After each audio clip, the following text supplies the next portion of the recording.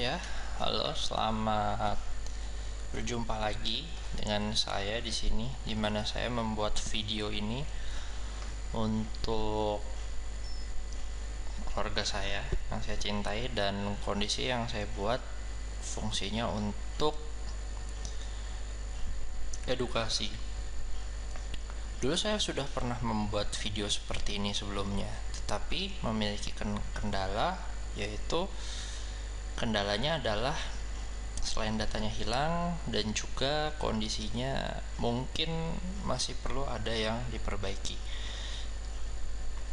Sementara waktu, ada beberapa hal yang bisa kita lihat di sini, seperti bagaimana hasilnya, terus juga bagaimana kita bisa lihat di sini ya. Kita walaupun hanya menggunakan dana kecil, kita bisa mendapatkan 100% dalam waktu kondisi satu hari. Seperti itu, kurang lebih hampir 100%. Dan di hari inilah kondisinya saya ingin membahas lebih lanjut tentang bagaimana caranya untuk trading, dan akan saya buat beberapa bagian. Nah, mungkin akan saya satukan dengan beberapa catatan jurnal saya yang sudah saya buat di sana, dan dimana di sana itu juga sudah saya bikin sedemikian rupa sehingga mudah untuk dicerna, mudah-mudahan mudah untuk dicerna. Tetapi segala sesuatu itu tetap membutuhkan proses, dan proses ini tidak bisa didapatkan atau dimengerti hanya dalam waktu sehari atau 2 hari. Akan lebih baik kalau kondisinya itu dipelajari secara bertahap. Kalau misal masih belum ngerti, coba diulangi lagi, dan juga dipraktekin. Karena kalau misalnya nggak dipraktekin, hasilnya juga percuma. Seperti itu. Nah, ada banyak hal yang perlu dipelajari di sini. Nanti akan dibagi, misalkan kondisinya pertama, kita akan membahas tentang segala sesuatu yang dasar. Terus habis itu juga kondisinya kita akan melanjutkan pembahasan dasar-dasar tersebut, bagaimana kita memanfaatkannya, lalu bagaimana kita mengimplementasikannya ke dalam tradingan kita, dan juga bagaimana membuat batasan yang kita harus ketahui, karena sifatnya di sini cukup subjektif ya, dan kita harus membuat suatu acuan-acuan yang bersifat dinamis. Nah, nanti akan ada kondisi di mana saya tidak mau memberikan jawabannya secara langsung, tetapi saya ingin kamu itu berpikir. Jadi saya nggak mau terus-terusan memberikan materi, saya nggak mau terus-terusan memberikan kayak ini loh yang harus kamu lakukan, ini yang harus dilakukan, dan seterusnya.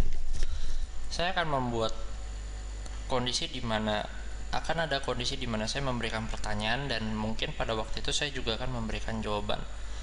Tapi ada kondisi di mana saya juga ingin kamu belajar, mencari tahu, menggali informasi di luar, tetapi harus bisa memilah informasi mana yang benar-benar baik. Dari sekian banyak orang yang saya ajari,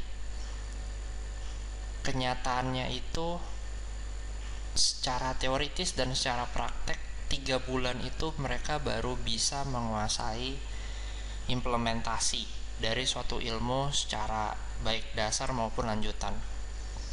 Tetapi umumnya setelah 1-2 bulan mungkin itu bulan kedua maupun bulan ketiga itu sudah bisa masuk ke dalam trading. Nah, di sini yang saya inginkan itu adalah kondisi di mana kamu bisa bisa melakukan apa yang harusnya dilakukan tanpa perlu dikasih tahu terlebih dahulu. Dan nanti kita akan bahas secara perlahan-lahan tetapi mendetail, dan itu tidak mudah tetapi akan dilakukan secara bertahap. Saya rasa sekian dulu untuk sekarang. Nanti kita akan masuk selanjutnya, dan kondisinya kalau misalnya ingin dilihat, ini adalah hasil iseng-iseng hari ini, dan dimana biasanya umumnya pada hari Senin saya tidak trading, tapi saya iseng-iseng trading. Dan kita lihat saya membuat batasan entry-nya gimana dan batasan exit-nya seperti apa. Nah, ini seperti ini ya kan, ini adalah batasan entry saya, ini batasan exit-nya saya. Cuma pada saat kondisinya ini saya sudah mengambil keputusan exit, sebenarnya tidak seperti ini. Yang bijak itu adalah kondisinya di sini pada saat dia berganti warna menjadi hijau. Ini lebih bijak, tetapi berhubung pada saat itu saya melihat adanya pergantian waktu dan saya lihat ada pelemahan kekuatan, jadi saya exit di sana. Nah, kalau misalnya ditanyakan alasan-alasannya apa sih yang membuat saya bisa melakukan hal tersebut, itu semua mungkin berdasarkan dari jam terbang. Tapi kalau misalnya kita lihat nih dari ini aja ya, secara sekilas entry ideal itu seperti apa. Entry ideal itu kita bisa lihat ya pada saat kondisi seperti ini, setelah ini sampai ke bawah. Nah, sampai bisa entry seperti ini itu yang seperti ya, itu gimana caranya? Apakah kita harus nunggu crossing atau bagaimana? Nah, itu yang nanti kita akan pelajari bersama-sama, dan bagaimana baiknya itu kita akan bahas. Untuk sementara ini aja dulu. Ini saya trading menggunakan dan account real saya di Pepperstone. Profitnya segini untuk hari ini, cukup lah. Terus habis itu juga ini yang lagi running kondisinya, harapannya mencapai 100%, maka saya exit. Tetapi apabila tidak, itu juga tidak masalah, karena bentar lagi ini akan terjadi pergantian waktu dan mungkin saya akan exit di sini.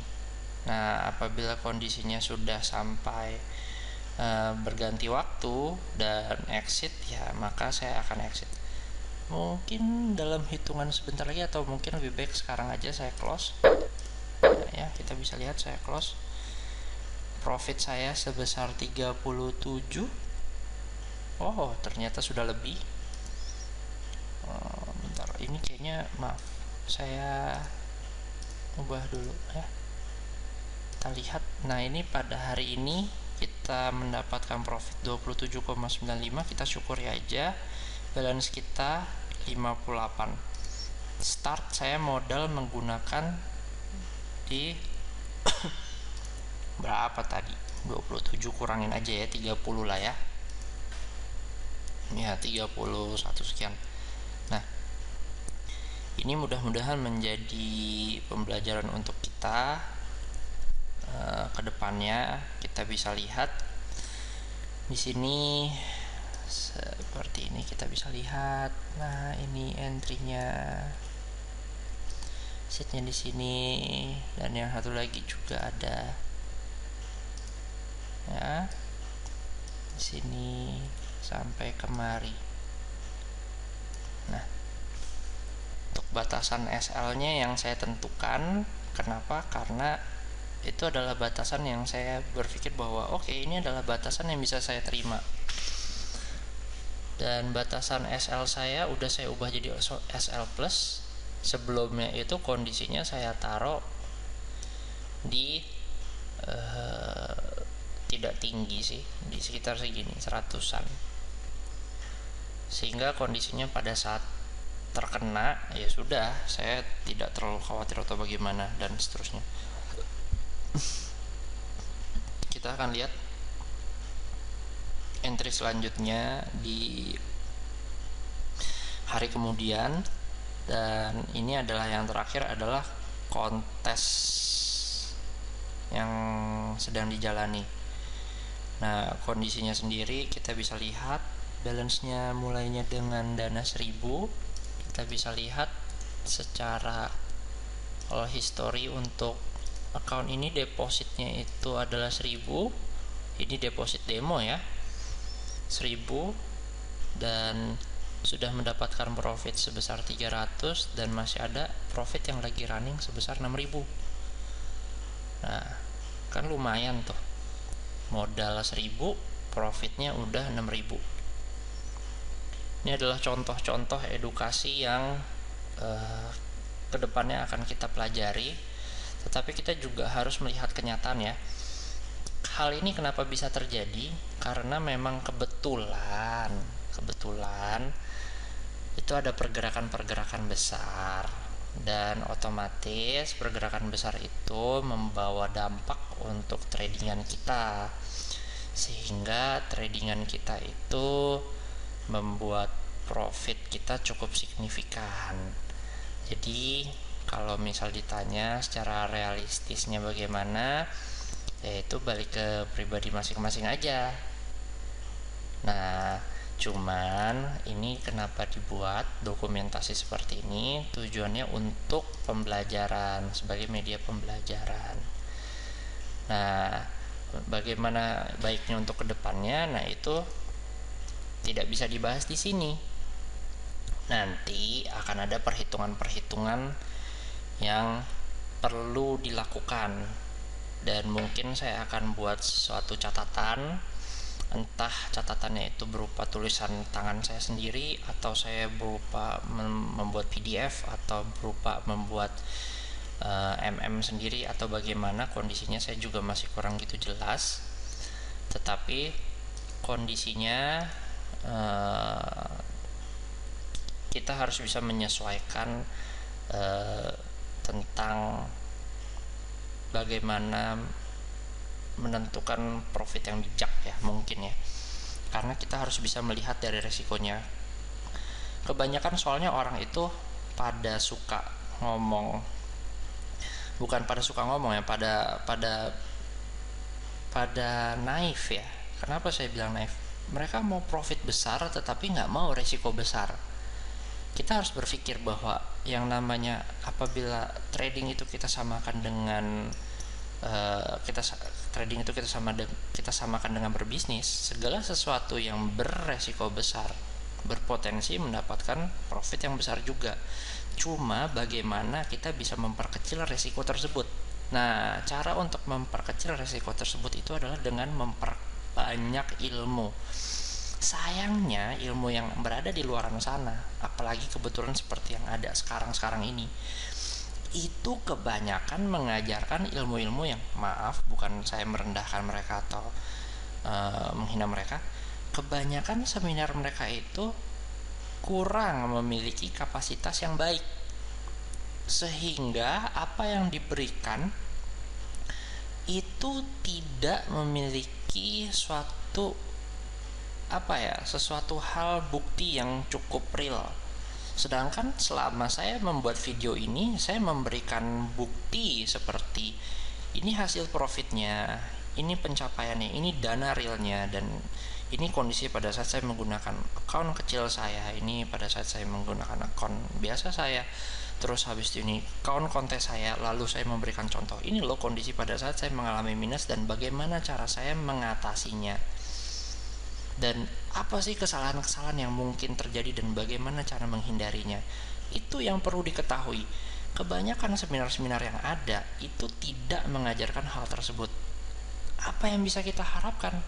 Seminar yang berada di sana, edukasi-edukasi yang ada di sana mayoritas hanya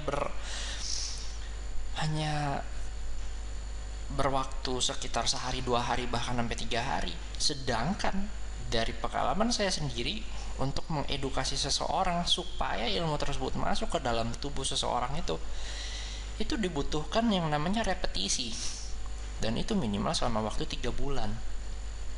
Jadi menurut saya seminar informatif yang sifatnya 1, 2, sampai 3 hari itu kalau tidak bisa dilakukan repetisi itu sama aja bohong.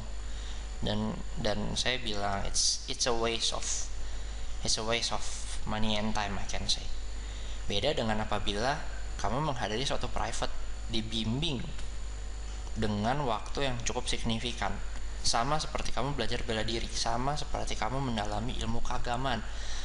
Tidak ada proses yang cepat dan instan. Sama seperti pada waktu kita belajar berjalan. Bayi belajar merangkak. Sebelum dia bisa berlari, dia merangkak dulu, dia berjalan, mengalami begitu banyak kejatuhan, tetapi dia tetap berusaha berdiri, lalu dia baru bisa yang namanya berjalan. Setelah dia sudah bisa berjalan, baru dia mulai berlari. Dan itu saja masih sering terjatuh. Apakah itu membuat kita berhenti untuk berjalan dan berlari? Kan enggak. Nah, karena itulah sama dengan dunia trading. Jadi perlu diperhatikan di sini, segala sesuatunya itu butuh proses, dan yang paling terpenting kita harus ingat, jangan karena kita sudah mendapatkan suatu pendapatan atau suatu penghasilan yang cukup signifikan, kita melupakan dengan orang-orang sekitar kita. Kita harus selalu ingat dengan mereka-mereka yang membutuhkan bantuan. Selalulah bersikap rendah hati. Selalulah ingat untuk berbuat baik, beramal, dekatkan diri sama Tuhan. Gak usah pikirin apa pandangan orang, gak usah sombongkan apa yang sudah kamu milikin. Stay low profile. Gak usah lah mamer-mamer tentang segini loh hasil yang sudah saya capai dan lain sebagainya. Memang betul segala sesuatu kadang butuh bukti ya, tetapi ada suatu kondisi di mana tidak sepatutnya bukti tersebut ditunjukkan terlalu berlebihan. Dan kita harus sadar bahwa banyak orang di luar sana yang keadaannya masih di bawah kita. Jadi ya lebih baik kita selalu ingat akan hal-hal tersebut. Yaudah, sekian dulu dari saya. Sudah hampir 20 menit saya bicara. Terus saya juga ingin mengingatkan di sini, ingat bahwa uang itu bukanlah segala-galanya, tetapi segala sesuatunya butuh uang. Dan ingatlah pada orang-orang sekitar kita. Sekali lagi saya mengingatkan untuk selalu ingat kepada orang-orang sekitar kita. Selalulah bersikap rendah hati. Lalu habis itu ingatlah kepada Tuhan, sayang kepada orang-orang yang kamu cintain, dan juga buatlah mereka yang kau anggap khusus, buatlah mereka selalu merasa lebih khusus. Oke, sekian dulu dari saya. Sampai ketemu di lain kesempatan.